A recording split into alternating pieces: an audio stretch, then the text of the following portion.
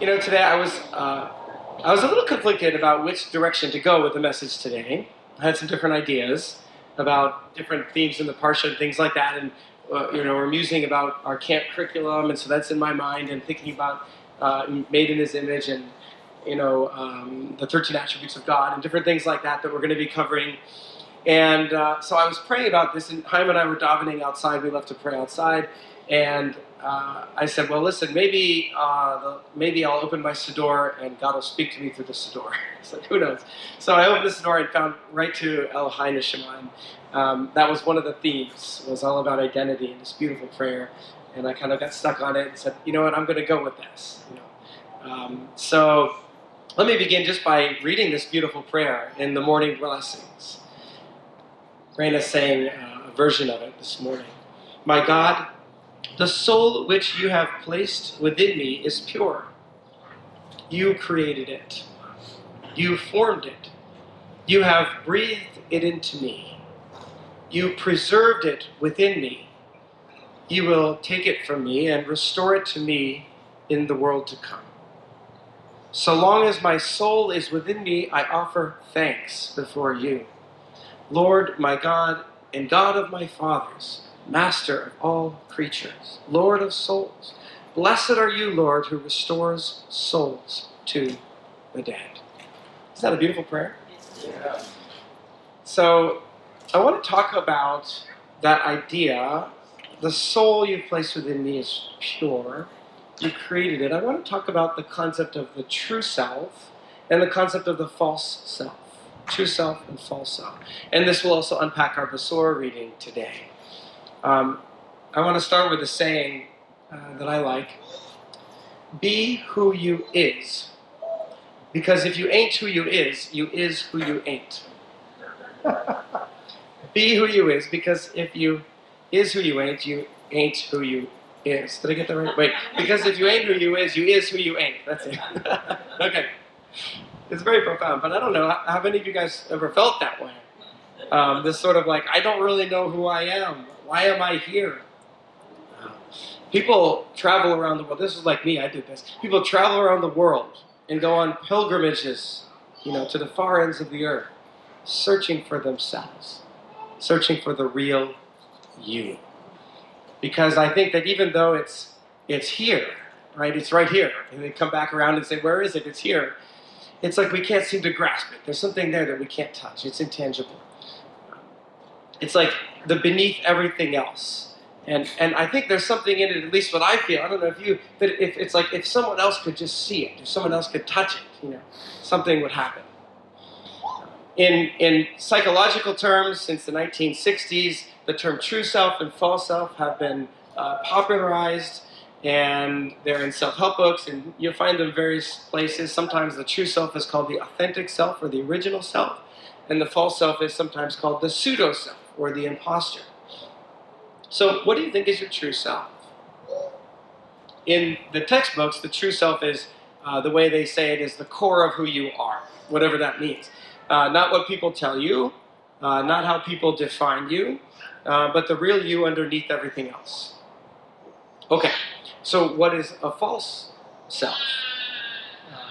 A false self is a protective identity, a mask, which we might think is very real, that we create to hide an insecure or damaged part of ourselves. Unwanted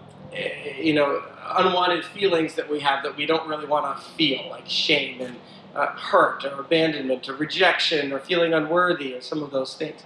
So the false self is something that we create around us to protect us from having that yucky stuff and to keep other people from seeing that yucky stuff. Okay? Does that make sense? That's the false self. So it protects us from those painful feelings and from other people seeing and experiencing those things, and it kind of covers up this feeling of I don't know who I am. So look inward for a moment. Where do you think this true self comes from? Who is the real you? Let's imagine I were to give you a card or a notebook or something like that and ask you to describe who you are in just maybe a paragraph. What would you write? Think about that for a moment. What would you write? Maybe it's profession, different roles in your life, things that you do, things that you like, things that you don't like. And these are important to God. These are good things.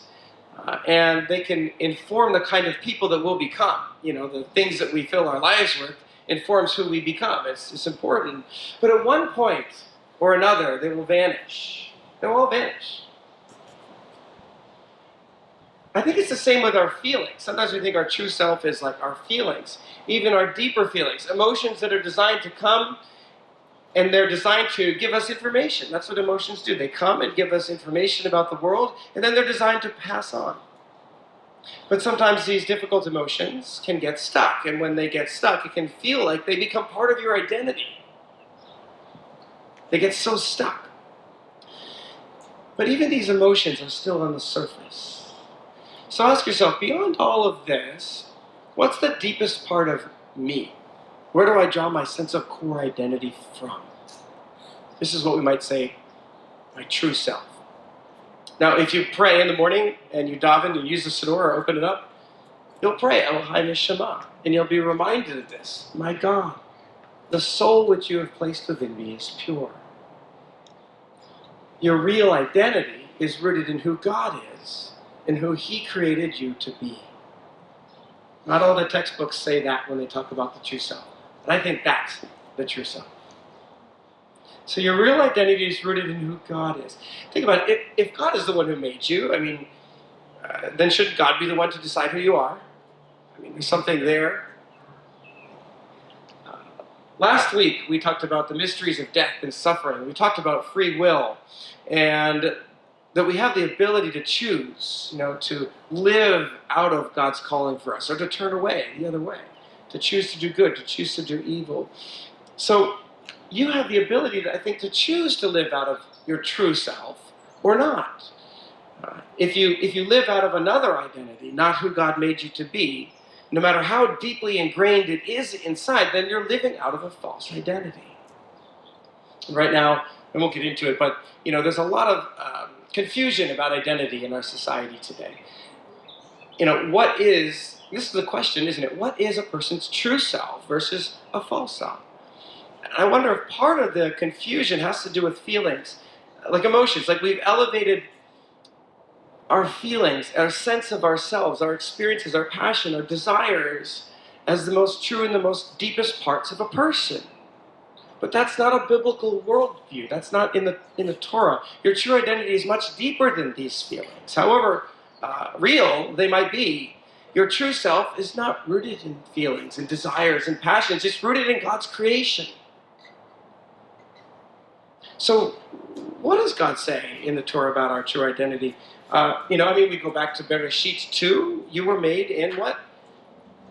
His image. You were made in the image of God. That's your true self. Just a little cheesy, but that's all right. Look around each other and kind of look at each other's eyes. Make eye contact. Say something like, Elohai Neshama, for the person across from you. My God, the soul which you have placed within her, placed within him, is pure.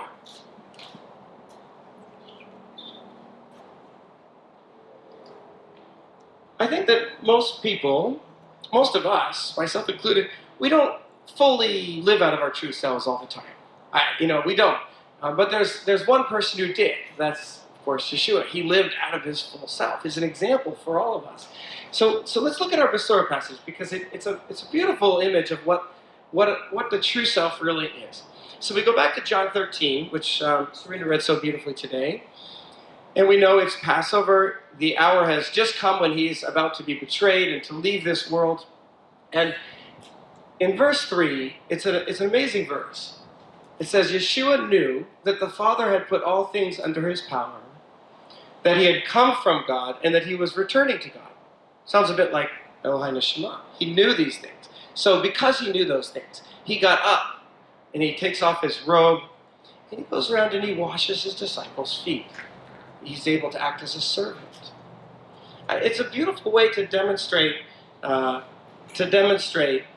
God's heart for us, Yeshua's heart for us. How many of you have done a foot washing before? Have any of you guys actually done that before in like a group setting? Some of you have? It's kind of cool. It's vulnerable. It's hard.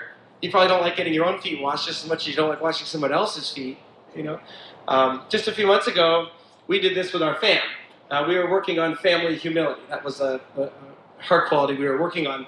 And so I surprised all the kids and Raina one morning with a big bowl of water and a chair.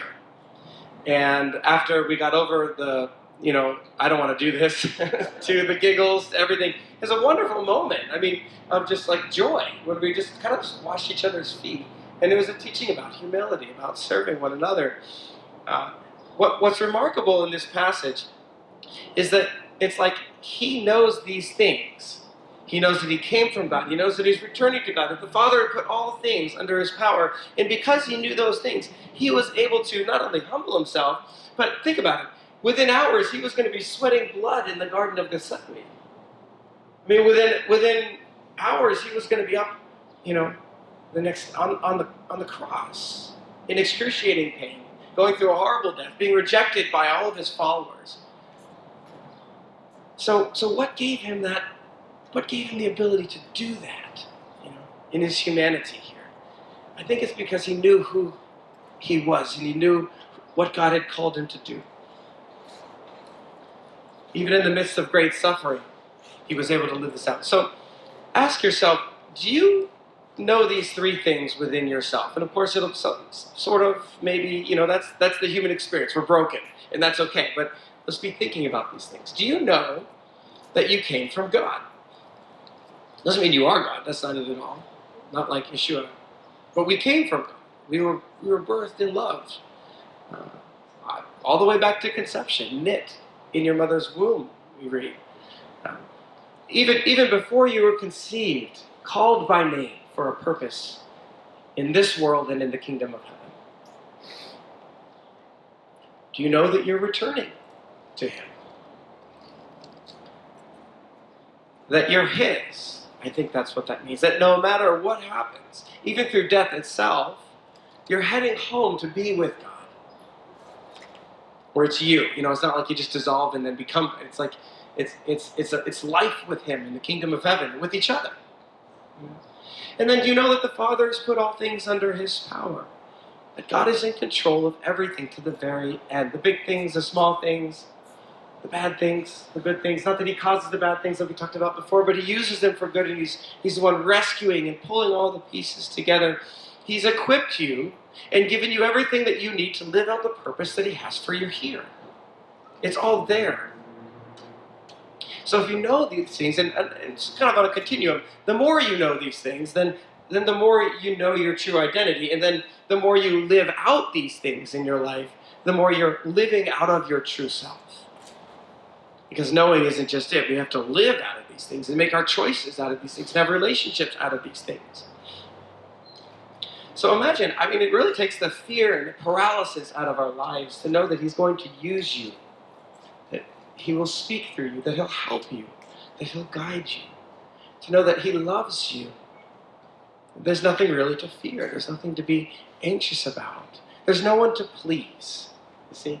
We still want to do right, like people. We want to love people, We want to please God. But the reality is, he was pleased with you from the beginning. Created by God, birthed by God, purposed by him, sent by him, returning to him. This runs very deep. And when we don't live out of these things, or the more we don't live out of these things, because again, I think it's a spectrum here, even though we may really believe in God, we might be robbed of a sense of his love. We might be robbed of a sense of his belonging and safety and joy and his peace. And then we might be swept away when trials come. We had Judith McNutt came and spoke here in 2018. We did a conference. And she said, your true self lies in your heavenly Abba. Your true identity is in your heavenly Father's arms. Isn't that beautiful? Our real identity is rooted in who God is and who he created us to be. You don't know who you are. If that's the case, it's because you don't know whose you are. You don't know who you are. It's because you don't know whose you are. Now, listen, I said it's broken. We're all in the spectrum. Why? I think that there's a separation inside of ourselves. I don't know if you experience it this way. I do. And to be honest, I think, I don't want to be simplistic, but I think it kind of goes back to Genesis. It goes back to Adam and Chava. It goes back to the idea that we're made in the image of God. We're designed to draw our identity from our Heavenly Father. But if we look at that story, it's an amazing story. What happens after they eat the fruit? What's the first thing they do? They hide. They create a false identity. They hide.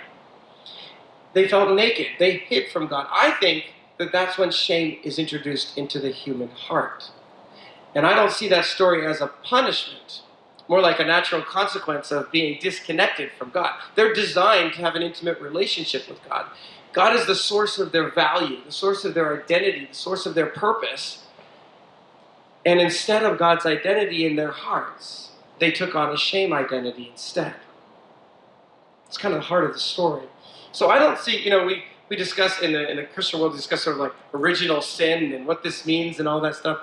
In the Jewish experience, we don't see it as like all humanity is bad, and born sinful. That's not the passage. It's we're created very good. The scriptures say we're created to be very good. It isn't that what God created very good became bad. It's that what God created very good is now broken. And Yeshua is the one trying to put all the pieces back together again. So we're very good. You're very good. I mean, you really need to internalize that. God made you very good. So very important. But when our hearts are not filled with the love of our heavenly Abba, they can become filled with shame. That's what happens. It's the next thing that comes in. And then that shame distorts our image of who we really are. And then we draw our identity from that broken image and then find ways to try to hide and live that out in a broken world, just like Adam and Chava. So we hide from God, we hide from ourselves, we hide from others in our lives. And then we start living out of a false self. I think that's how the false self is developed.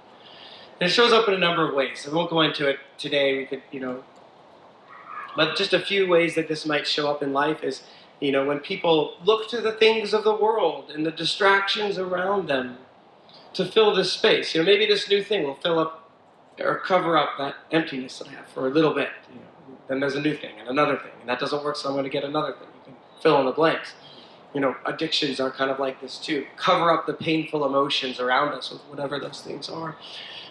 Sometimes people live life out of a fear of rejection and draw their identity from what others think instead of what God thinks.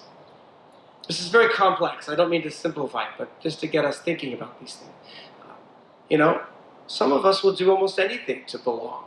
Belonging is such a huge motivator in life. It's a good motivator because we're supposed to belong to the kingdom of heaven. We just mix it and place it in the wrong places. So underneath all these things, I think we really know that it isn't us. It isn't you.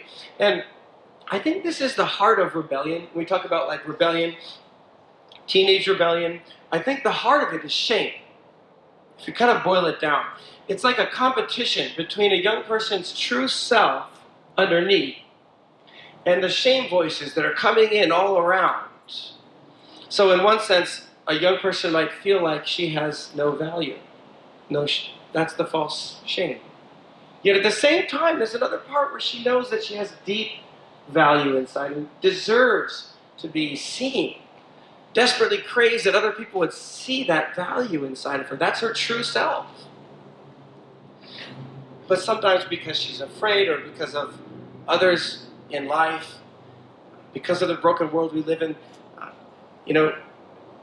she's afraid that shame will be seen instead of the true self inside. And that's when the false self is created around to avoid the rejection. So she feels shame inside while at the same time knowing that something deeper is there that others don't seem to see or to call out in her. Can you see this? It's like a disconnect. And then it leads to feeling like someone else caused this. And that leads to voices inside, like, it's unfair. No one listens to me. No one understands. And then that turns to blaming other people for those feelings. And that leads to anger, and that anger turns to bitterness, and that bitterness turns to rebellion. It's like a cyclone that ends in this whirlpool of pain at the bottom. A person might feel that he deserves something that's lost. That's the true self feeling squished. He'll blame others and then feel cheated and then angry. And he wants to say, forget you, God. Forget all you people who have hurt me the most. And then we act out, or we destroy our bodies, or we do things that are destructive and hurt ourselves and others around us. So we might become bitter toward God, toward ourselves. Decide that we deserve all of the self-serving pleasures the world has to offer. That's the true self coming out and saying, I need to be seen. But it creates a false way of filling that deeper need inside. Again, we don't know who we are because we don't fully know whose we are. And the answer, it's not a simple answer, but the answer is finding all of the off-ramps to the cyclone, getting it off. We got to get off of it. To learn to just let that go, to be humble, to learn to apologize, to learn to do our part, turn back to God. And when we turn back to God, we encounter Yeshua. And Yeshua is the face of God's love. And he can come in. He's the only one who can come in and bring healing to our true selves. He calls out our true self. And he sees us for who we really are, beneath all of it. And that changes everything. So when you look into his eyes, just imagine right now, just look into his eyes. Imagine that you're kneeling before him and just look into his eyes. He sees beyond the cover-up.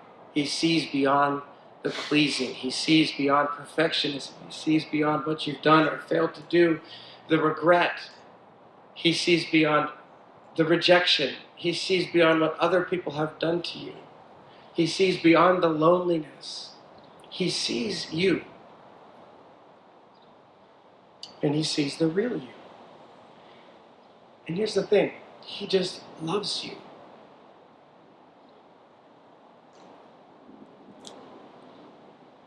Michelangelo would explain how he carved these statues. If you see Michelangelo's statues, it's beautiful. And he said this, in every block of marble, I see a statue as plain as though it stood before me, shaped and perfect in attitude and in action. I have only to hew away the rough walls that imprison the lovely apparition and reveal it to others' eyes as I already see it. So he sees these statues inside before he's even carved them, and he just thinks of it like, I'm just chiseling away the stuff that shouldn't be there, That's the idea. So he'd look at a block of marble and he would say, I see Moses in there and I'm going to lead him out, And then he would create these other statues that he called prisoners. Have you seen these? You could Google it, prisoners. And it's a person who's only partially carved out of marble, trying desperately to escape out of the uncut stone. And I think that in a way, this is how God sees us. Created by God, fashioned in the womb in a wondrously beautiful way, in his own image, but perhaps trapped under some uncut stone. And so we all have weaknesses in life. We all have struggles. But God doesn't see you as the world sees you. He sees you right now, sitting here now, as the person you'll become in the kingdom of heaven. And he wants to pull you from inside, out of that block of marble, so that he can hold you in his arms. Created in love, purposed, called, returning to him with everything under your heavenly Abba's power. And that's the real you. Shabbat Shalom, everyone.